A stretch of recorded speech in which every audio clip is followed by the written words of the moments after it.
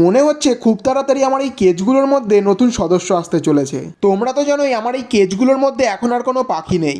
আর নতুন সদস্যর কথা কেন বললাম এখনই দেখাচ্ছি। আমার ঘরের যে ইয়েলো সাইড কনুর পাখির জোড়াটা ছিল ওরা আবার ডিম দিয়েছে। সামনের দিকে যে পাখিটা রয়েছে এটা হচ্ছে ফিমেল পাখিটা, আর ওর পেছন দিকে যেটা রয়েছে ওটা মেল পাখি। আমি ওদের ব্রিডিং বক্সের দরজাটা খুলেছিলাম একটু ডিমগুলোকে দেখার জন্য, আমাকে দেখতে দেবে না বলে, তাই জন্য তাড়াতাড়ি করে নিজেদের ডিমগুলোকে ওরা লুকিয়ে দিচ্ছে।